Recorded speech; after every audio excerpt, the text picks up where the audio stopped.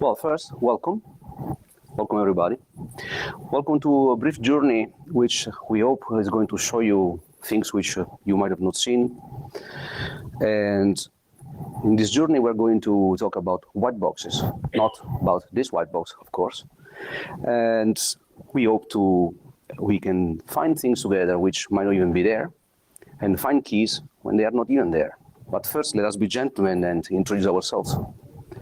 I'm Cristoforo, then there is Eloy and Job, and we are here to present some research that we have done and which we would like to share.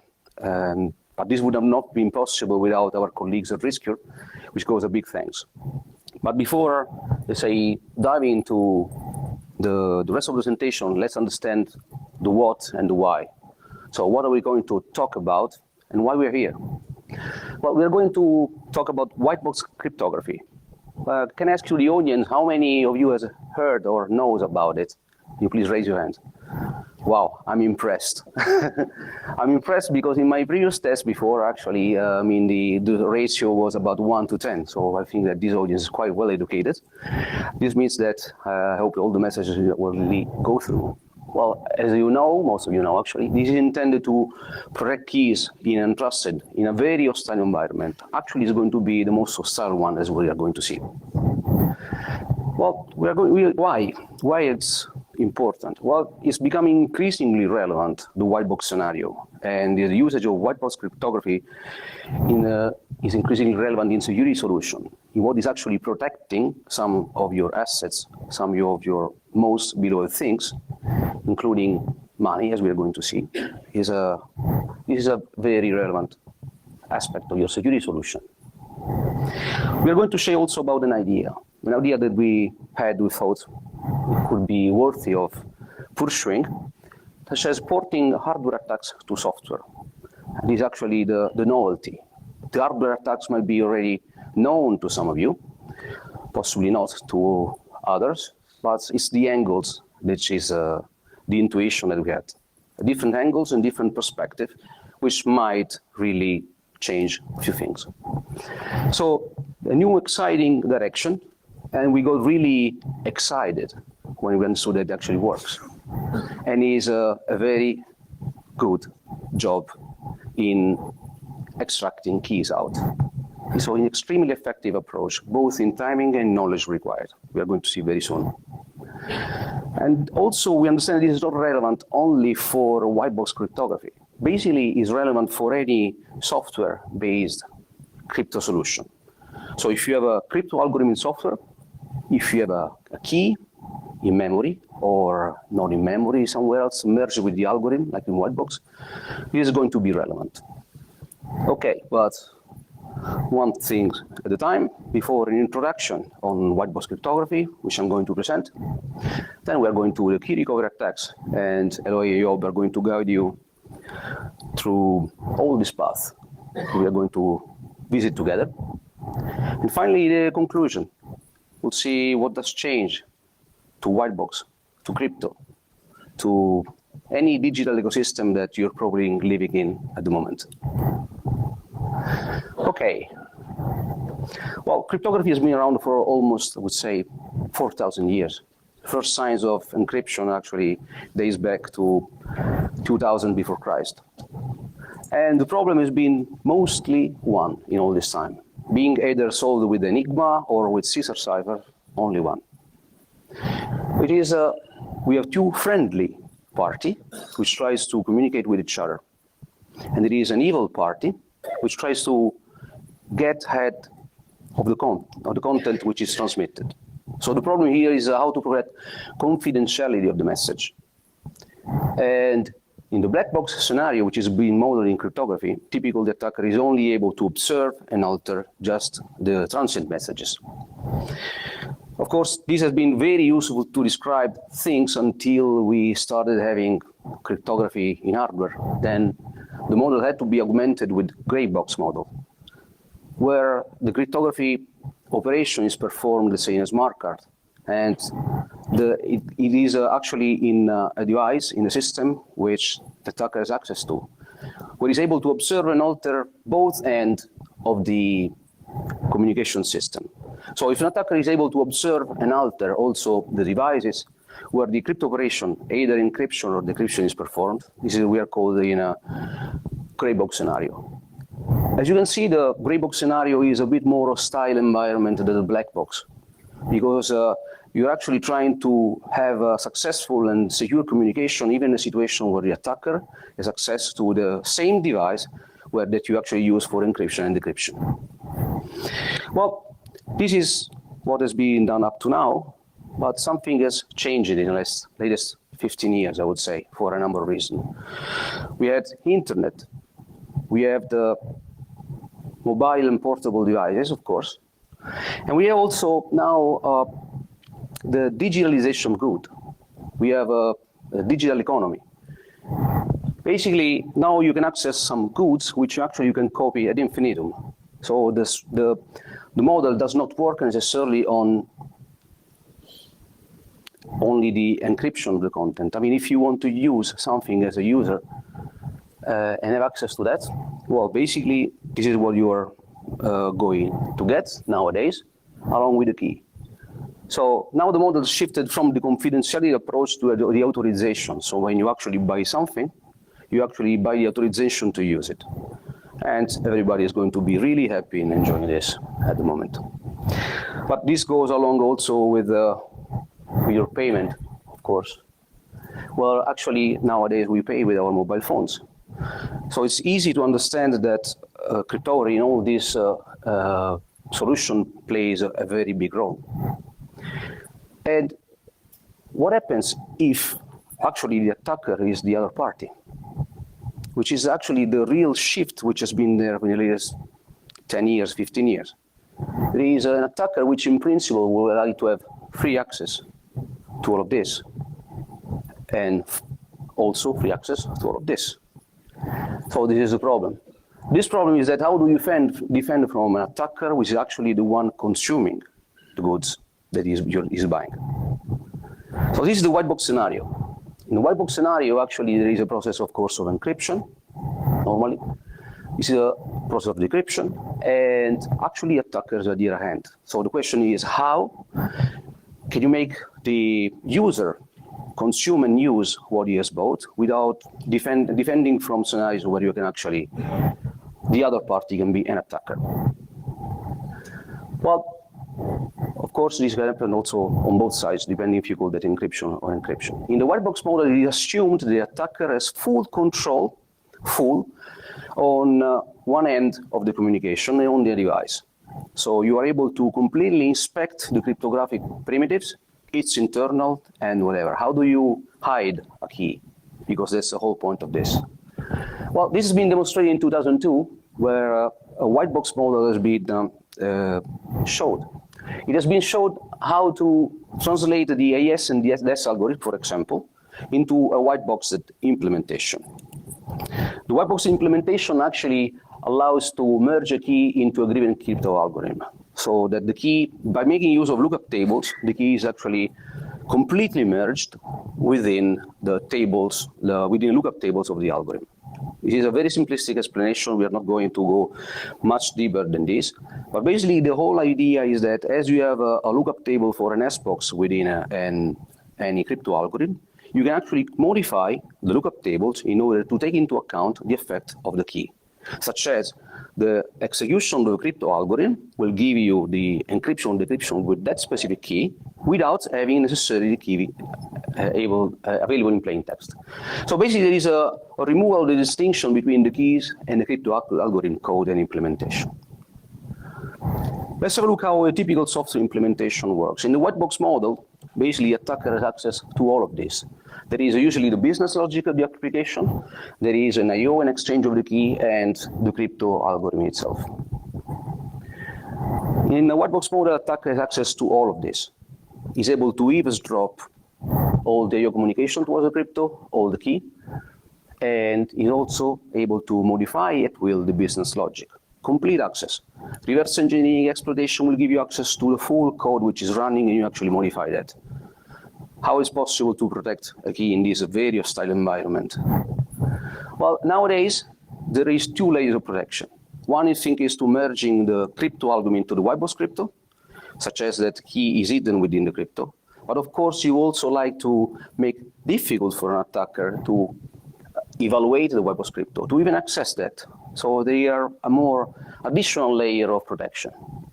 Well, the first one is actually obfuscation, of course. So there is control for obfuscation of the binary, and also this data obfuscation. And it can vary in complexity. This can be really difficult to remove, if possible at all, within the given time that you have been given, or it might be very easy just to bypass. Sometimes not even needed. Well, you have anti-analysis, anti-tampering. We're talking about here for detection of anti-debuggers, for detection of debuggers, detection of emulators, so that you are not able to step the application and understand its flow while it's being executed. And if you try to, let's say, put your hooks and modify your application, there are also layers trying to prevent this. And finally, the device binding. This is very important because even if you're not able to find the keys into an application, you can always take the application from one device and run to another one. Basically, it's like you have copied the key. Basically, you don't know the key, you have copied the execution. So this device binding is very important in order to make sure that that execution only happens on that sample. And this has nothing to do with white box crypto, but we are telling you that that protection is usually there. The talk is going to focus only on the white box crypto part. We are not going to discuss at length all the rest. We're focused on attack on this part, but with all the consideration at the end we also made with this respect. But this is what we are going to see probably in a properly protected application. Well, how does this work? Well, basically, you see that a crypto algorithm is actually a function of an input and a key.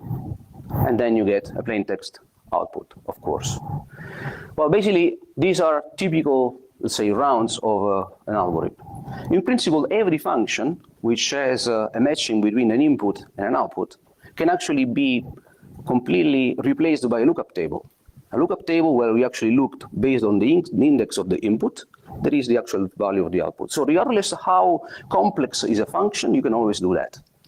If you have a two-value function, let's say a ciphertext and a key, you have a row and a column, and there it is the output. This is just to give you the concept. We are completely aware this is completely unfeasible to do for the full mapping of an input of a crypto algorithm, 128 bit of AES with the output. Well, good luck in building such a table in time and in space. But there is one point which is important. First, the key is only used in some specific point in the algorithm. So this means that you need to actually build a lookup table for the full algorithm, but only in the parts where the key is used. So if where the key is used is actually merged within the algorithm, then it just disappears. Also, basically, some part of the keys actually influence one part of the intermediate data. So this means that these tables can be smaller. So that's why white box crypto implementation of these algorithms does look like a flow of lookups across different tables, depending on implementation. Keep in mind that these tables take into account the effect of the specific key. So this means that these tables will be different for each keys. And you will not know which key, and we'll see why. So basically, the first thing that when you construct a white box implementation is the following. Let's have a look at the S box. This is don't think necessarily at the specific S box of the algorithm, but it's just an example to show how it's possible. But I think in this case, like that is a table implementing actually a part of the algorithm. Then you have a key. By substituting, replacing this full thing with a proper lookup table calculated with that key, you can merge these two things, so the result of this operation, in one lookup table here. So basically you can replace here this with this one, where when you run through T, you have the same output as that you run through S with a key. You just replace that with one mechanism which we have just seen. Of course, this is not enough. And the reason why, because the S box that we have just talked before is actually known to everybody. It's public, because the algorithms are public. So if you're able to inspect the modified table and compare that with the tables which are outside in the public part, then you are able to understand which is the key.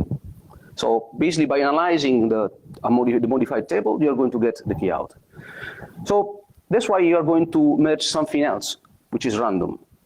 You take any function which is a bijection, and you take which has an inverse, and you put a decode and encode, and you actually merge all together. So this means that because this is random, your final T prime will be different and will depend from the key that you used and from the randomization that I use. Okay. At this point, when you see that T, you're not able to get the key out anymore. So basically, we're going to see something which is something like this. Let me show you a bit better.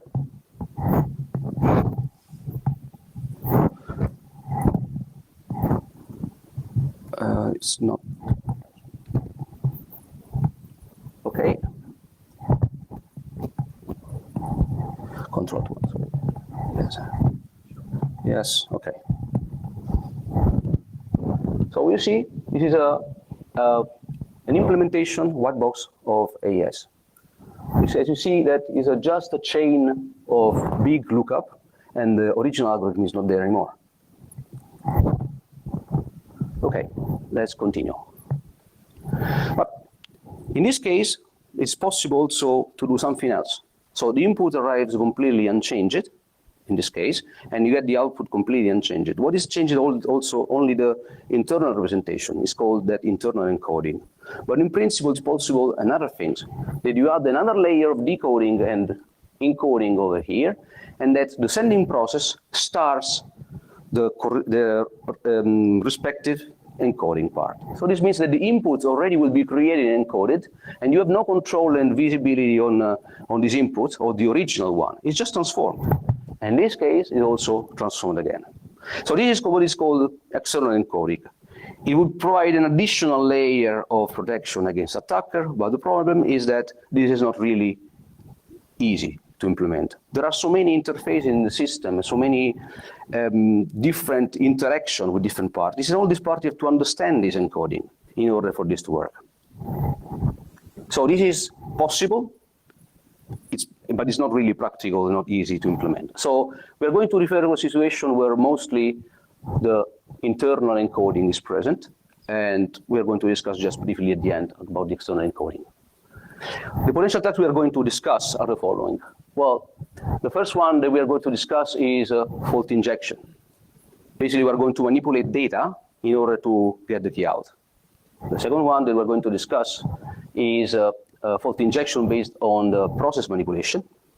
And there is a third one which we're going to show is how comparing a white box implementation against the normal implementation will give you the key. What has been described up to now? Well, all the academic implementation of an attack and the proposal actually focus on the key extraction. But there are a few assumptions over here. The assumptions are that the type of transformation which are implemented in the white box crypto are known. And while actually the transformation which is in there when you have just this binary blob which you are not able necessarily to understand is assumed not to be known.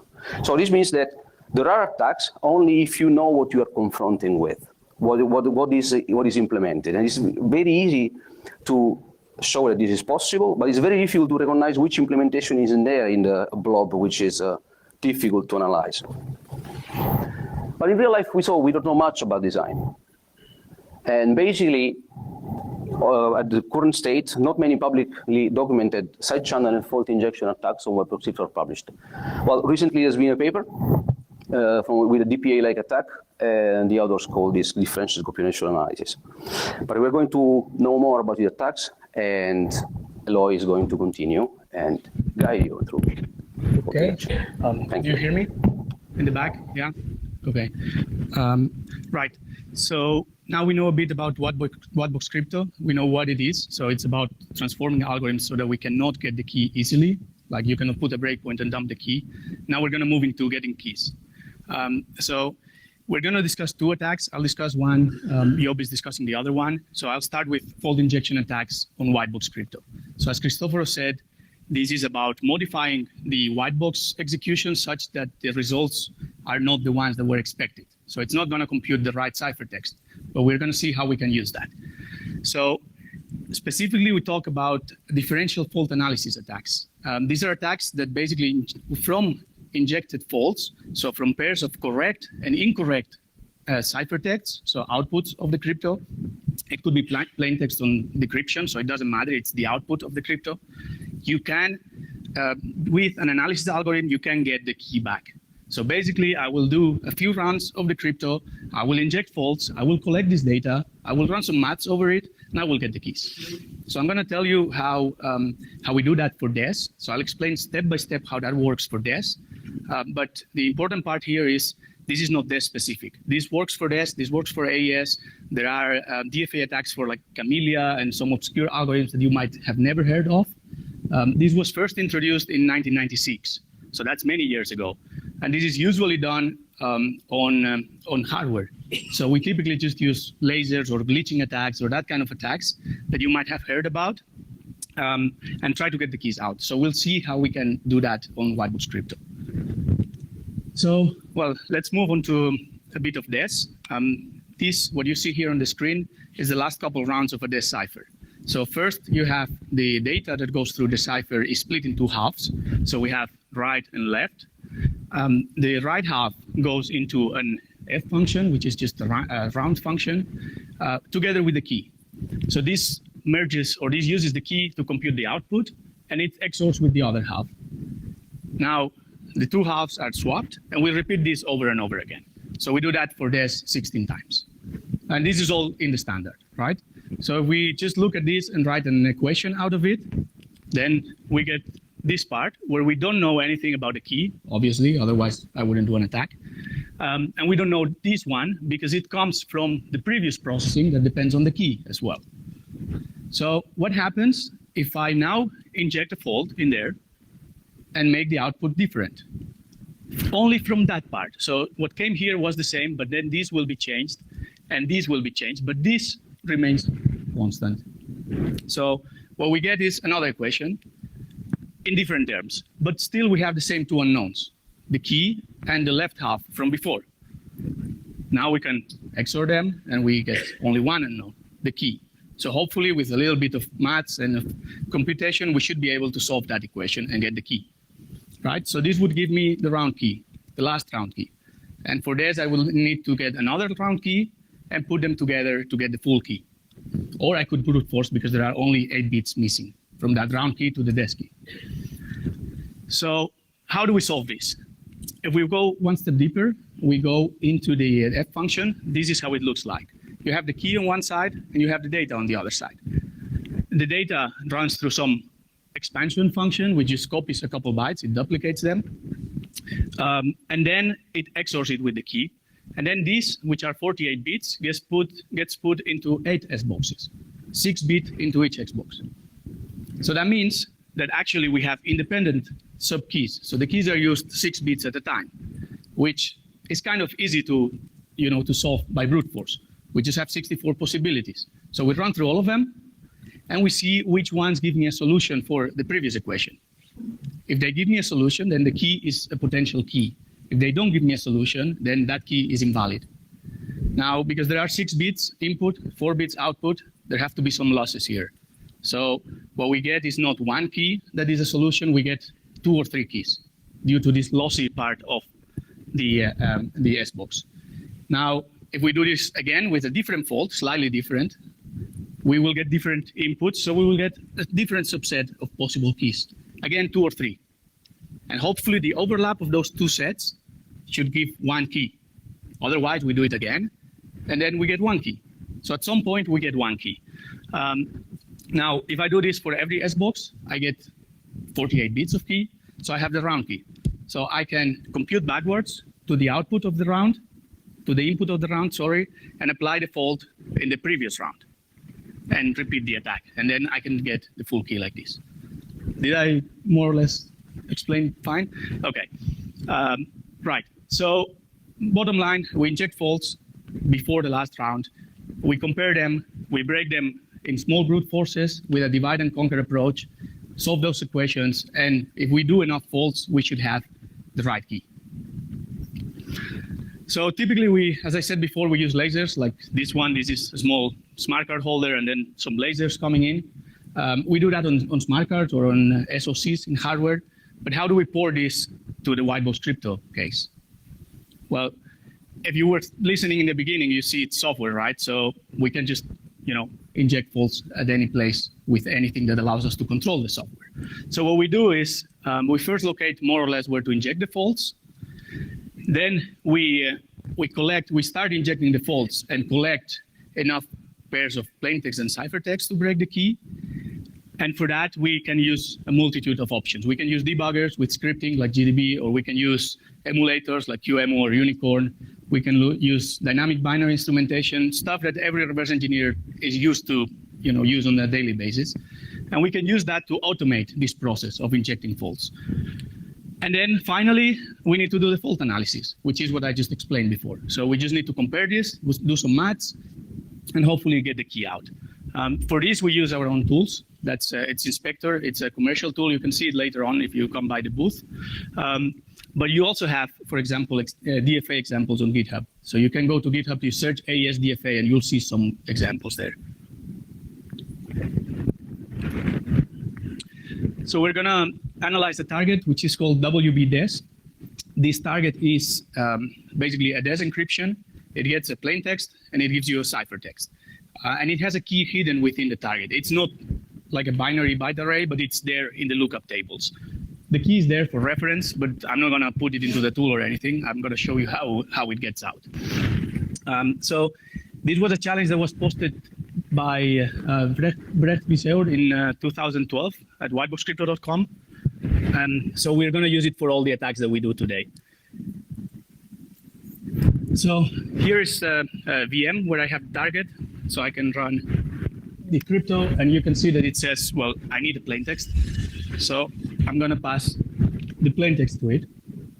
So I'm going to use this WBDES, and then just enough zeros, right? So this encrypts, and the key, well, I tell you it's not in there. I opened it into IDA, it's not in there. But we're going to see how we can extract the key. So I'm going to run a script, which is called run DFA. And while the script is running, I'll tell you what it's doing. Okay, so the script is there. So the first step, as I said before, was locating where to inject the crypto. This plot here is a plot from the accesses to memory by the device or by the crypto while it's running to the stack memory. In red, you have the writes, and in green, you have the reads. So basically, for each memory read or write that we see, we give it an index like 0, 1, 2, 3, just consecutive, and we plot it here in the right color. Now, what you see there, even though this was a white box, there is some nice pattern here that repeats. So there is, if you count, there is 15 of these lines here, and that's actually almost the rounds that there are in a DES. So this is very likely to be the DES execution. So we want to be towards the end, so that's going to be our target area. And I'm going to use the IDs as references. So about 40,000 and 50,000, that's my range where I want to inject faults. So what I'm going to do is, I'm going to make an instrumentation program that just selects a random target in that window from 40,000 to 50,000. And then when a data read happens in that window around that target, we will just change it. And that will inject a fault in the crypto. So in code that looks like this with Unicorn, it's basically, well, if the event ID, which is basically incrementing here, is close to that, and and if we want to fault it, because we want to fault only once every run of the crypto, then I just write back a value that has been XORed with a random bit. So it's very simple. It's just like, there was this in the memory, it's going to be read by the program, so I'm going to just flip a bit in there. So that's what my script was doing, and it was just injecting faults, saying faulting at 42,000, 46,000, blah, blah, blah, 400 times. Now, I open our tool here, and I will open from my location where I created the file, I created a trace file for our tool, which is here. So you can see down here, where I will zoom in a moment, and then, well, you sort of see, there is the input, which I set to all zeros, and there is the output, which starts with an 18, and now there is a hover here that I cannot get rid of. This is the first execution where I didn't inject a fault. I want it as a reference, and then everything that comes after has faults. So if I run from here, from the crypto place, I run the DES differential fault analysis module, which looks like this. This module can attack round 16, round 15, if you know the key for round 16, or both of them. So if I just press the go button, I get a nice graph, and I get a key down here, which is the key on the screen that I showed before.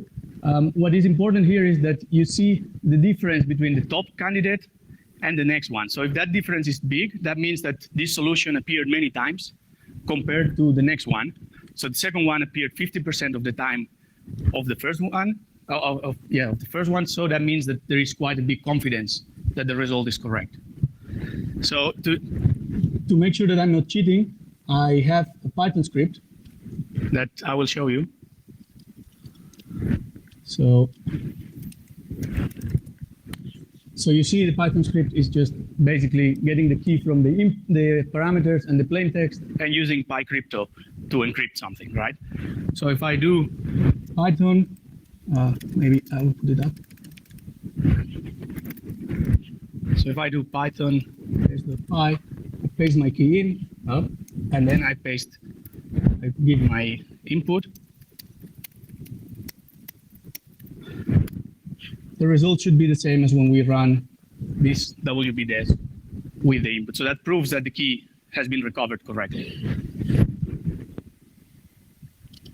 Okay, so let me close this.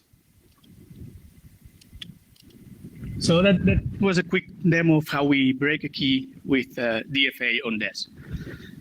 What else did we do for this project? We also compared this for a few other public white boxes on the internet.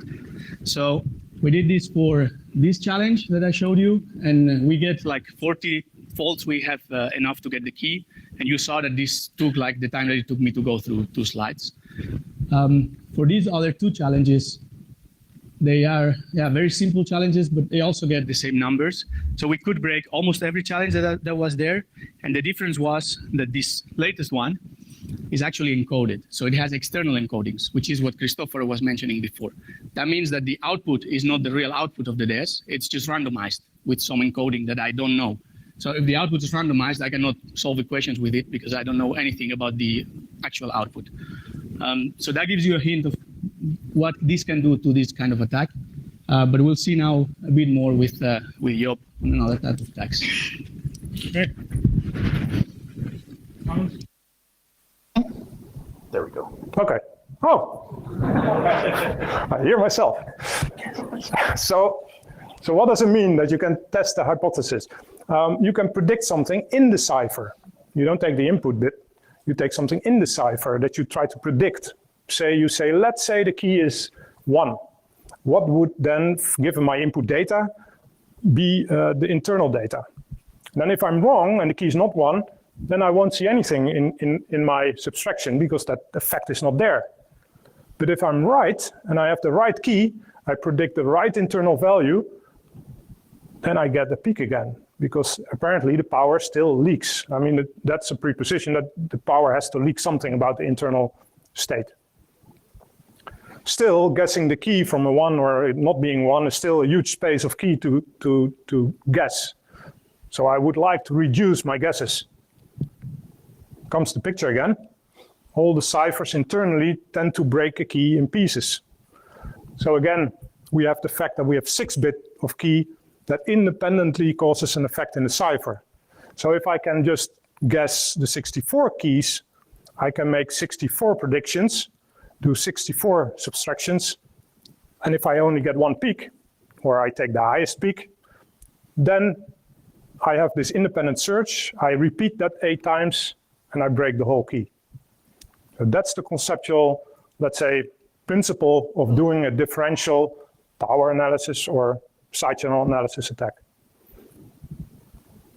Going back, so generalization, we take measurements, and again, we're talking now also on software, so we have to redefine what the measurement is. We take predictions of what subkeys could be and what the effects are on the input data that we generated.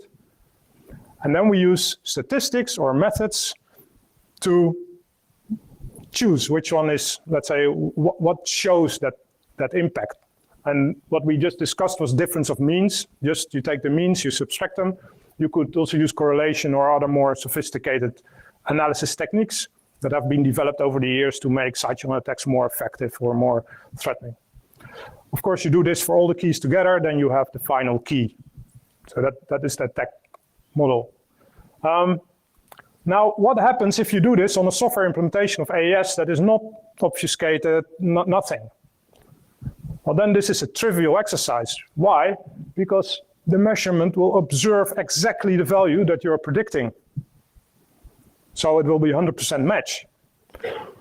The thing that the white box does is it randomizes all these internal states by these random encodings in between that should really make everything random. And when I make a prediction, then the prediction should be completely defeated by the fact that it is random.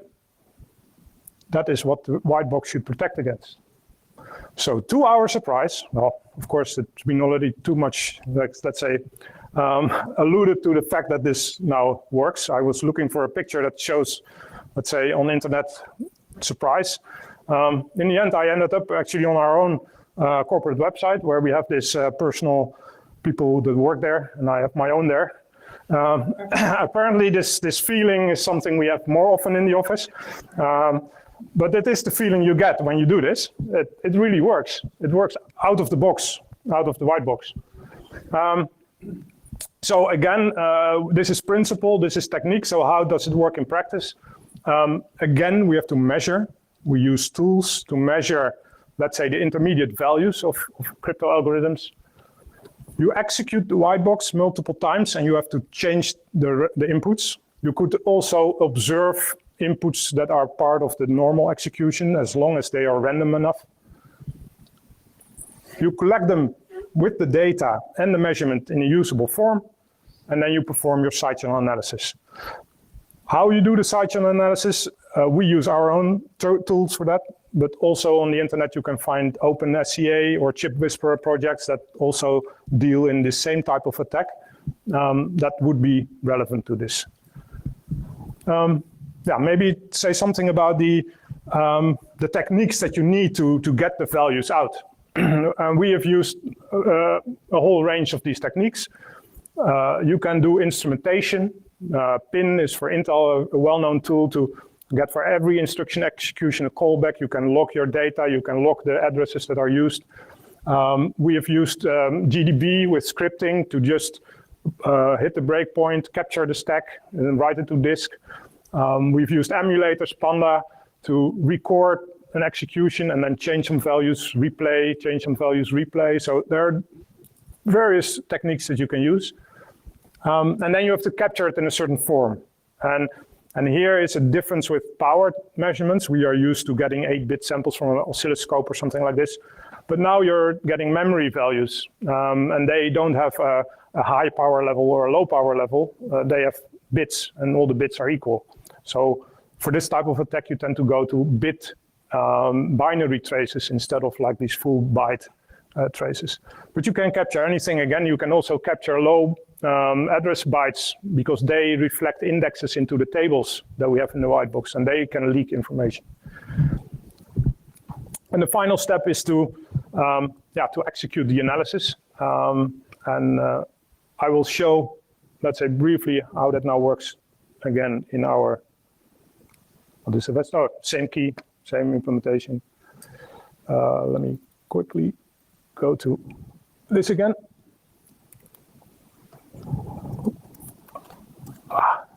Typing backwards is challenging. So we have the same binary here. We have Python script.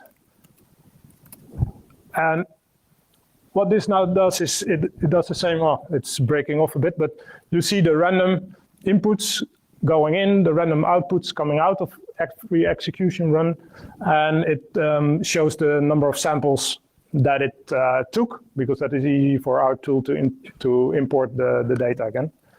And it would, yeah, it's almost done, so I can switch to this tool.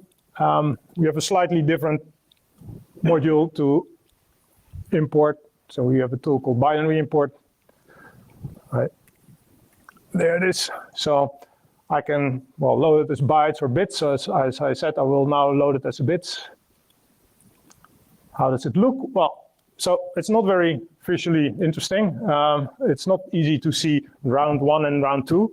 There are ways to get that information from this kind of collection. So if you take more data, it becomes more clear, even at this analysis, where your rounds are. So there are different ways to plot this.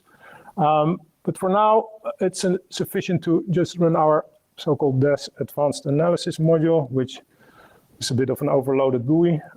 But just encrypt.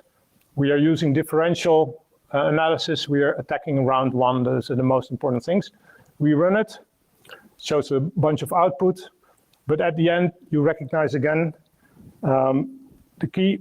Oh, the wrong button.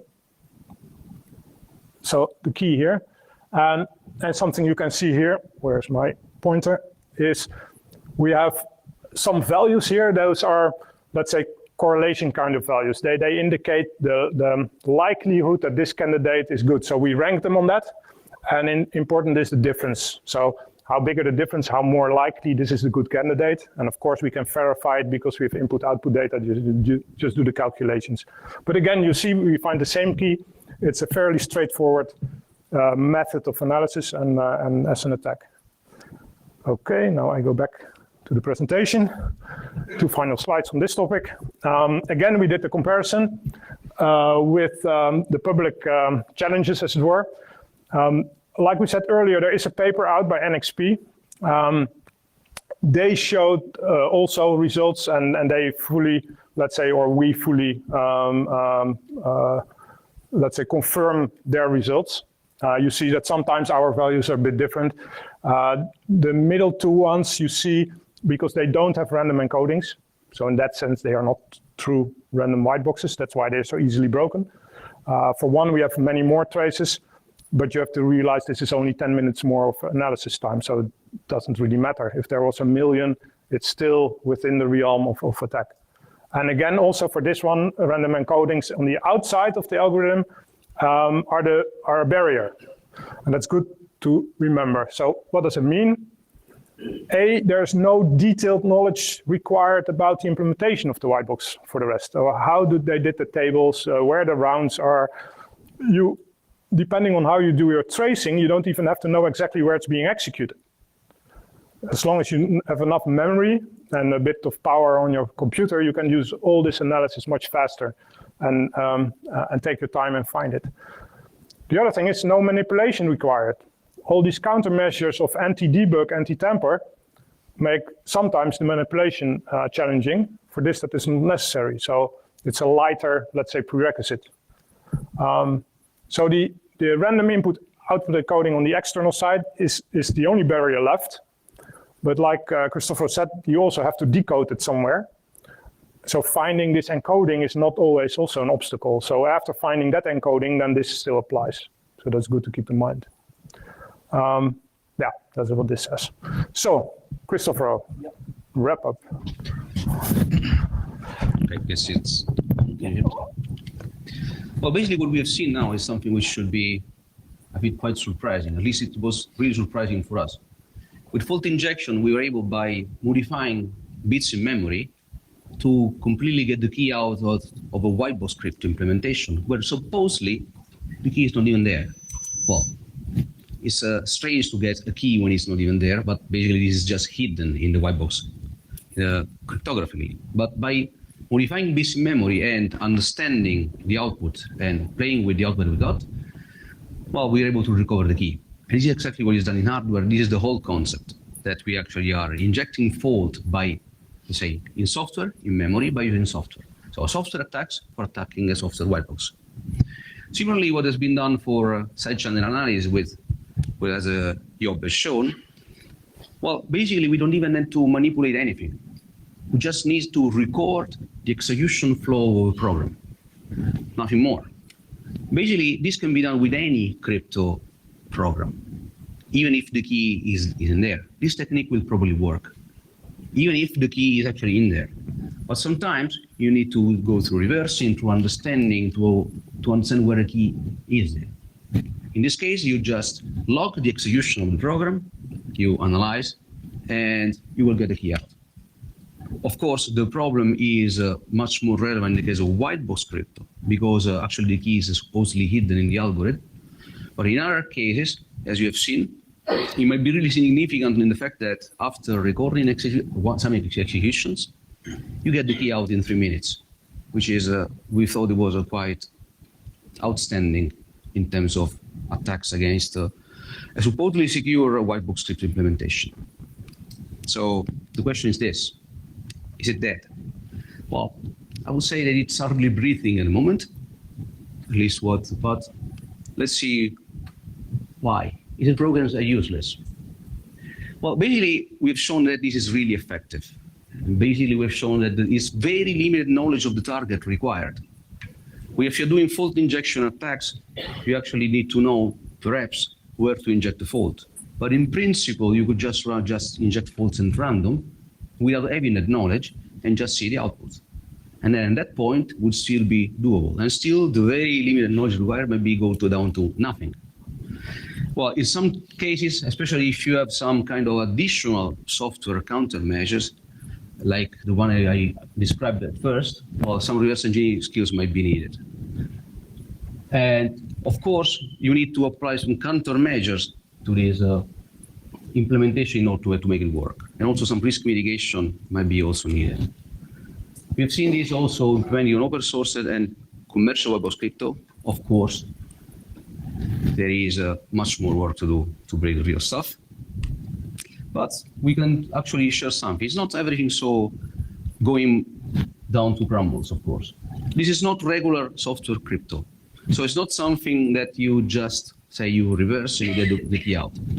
There is more, the attacks is, in the end, is more complex. So it's actually porting to software some attacks which have been developed by crypto experts in hardware, basically. So the software protection layer we've seen can be a huge deterrent. And basically, you know, if you actually apply renewability of keys, because it is possible, to this kind of solution, well, if you actually break a key, but then it's actually renewed, and every time you need to change this and re-perform the attack, well, this might be quite a good deterrent as well. So how to make it stronger?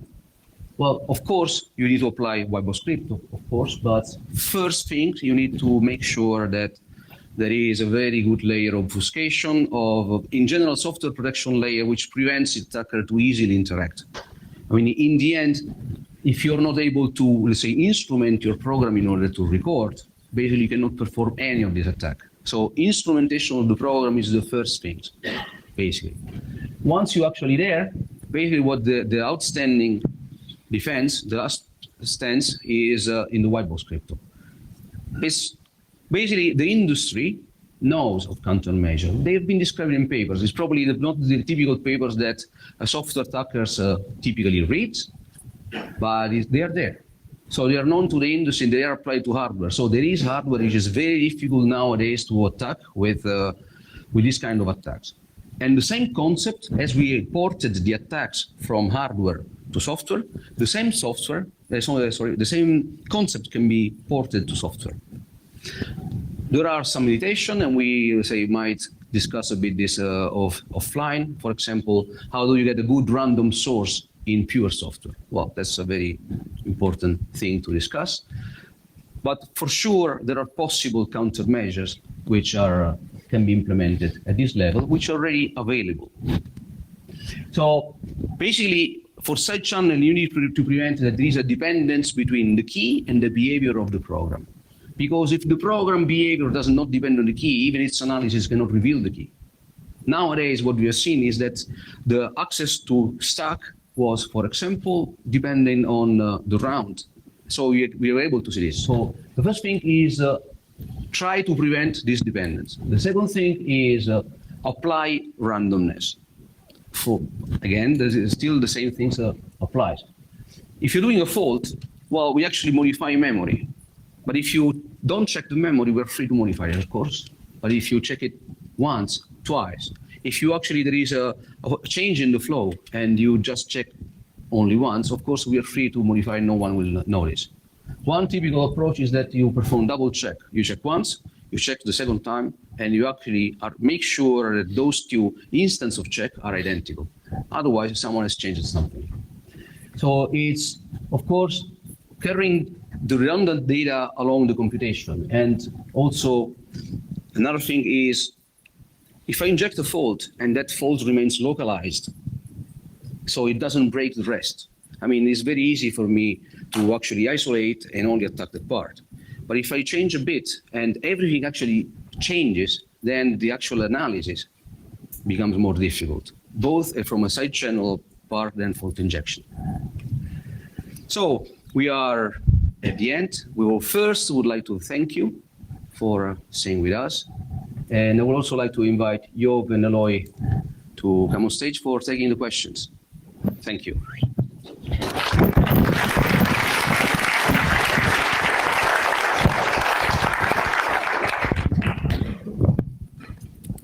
Yes, please. Yes, please. You mentioned on one of your last slides about commercial white box cryptography. Did you run your tool actually on one? Or Can you again? so you mentioned commercially available white box Yes, indeed. solutions, and they obviously claim to be secure. Did you run your tool against one?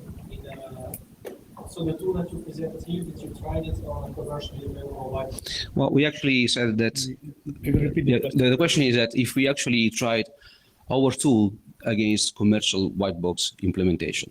Well, it's not a matter of tool, it's actually a technique in general. As we said in the slide, actually broken several open source and white box and commercial implementation. So I think that it's a yes. So the answer is yes. We have applied the attack to not only these four, but also commercial that we cannot talk about. Just to make it clear. Yes, please. Question about the DPA part, differential power analysis.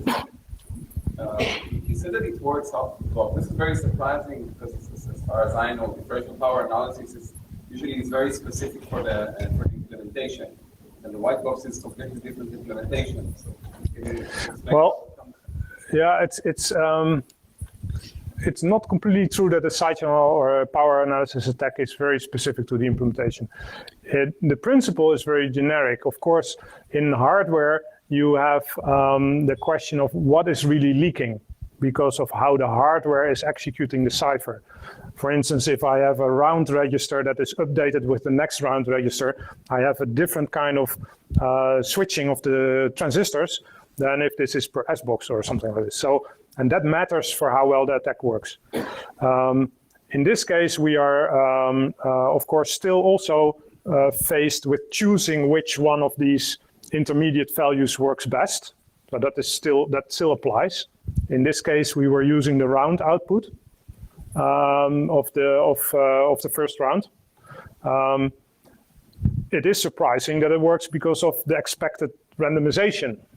And if that would be full and complete, then it wouldn't work. But there's probably a relationship between how the tables are split and how big they are per 4-bit or 8-bit. You have this choice in how big you make the tables, right? You can make petabyte tables for the whole AES, or you make smaller tables. And typically there's a choice about this table size that apparently doesn't work well enough against this. So probably there is a design question about how could you change the white boxes to better be resistant against this. Yeah, also you can see that we are using addresses and data, so program behavior. So there is a requirement that normally in hardware attacks that some physical component does not leak information. I think it's quite new. Well, I think perhaps it's completely new, the idea that the behavior of the program can leak such information, such as addresses and data, how you access memory, actually leak information on the key. And this is extremely surprising also for us, but we found it there, that the intuition was there, and he said, let's see if it works, and it works. Yes. Maybe another question on the DPA. You said there's a lot of things you could measure, but what things did you try and which ones were best? So what we showed was 1 byte writes. Yeah, I didn't show it in the end because we were a bit on the time schedule, but we are only saving the 1 byte writes during the execution, which is only 388, was a low number. We also tried it on the low byte of the read accesses. The address. Of the address. Yeah, the low byte of the address of the reads. That worked. Yeah, so the reads could also, Yeah. but typically that would be a read back of data that was generated during the white box, because if it's a read of something that was in the program already, then it cannot relate to the data, right?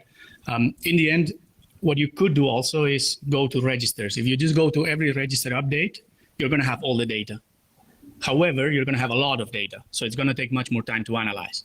So typically, we would try to first identify if the data at the writes, like writes of 1 byte size, which is typically what leaks, are leaking. Otherwise, we try to move to more data. Other questions? Well, if you want to know more, we are first available anytime here. We are at the booth with a rescue booth that is available in the commercial area. But most of all, we also have training. We are starting to have training on this topic. We do perceive that it is really relevant and important, which you can contact us and we will be able to provide. I think it's also on the website. I think it's also already on the website. Is it for January, right? I Yeah. guess. So we already having that, and we'll be very glad to tell you more about this. Okay. Thanks everyone for being here. Thanks everybody. Thank you.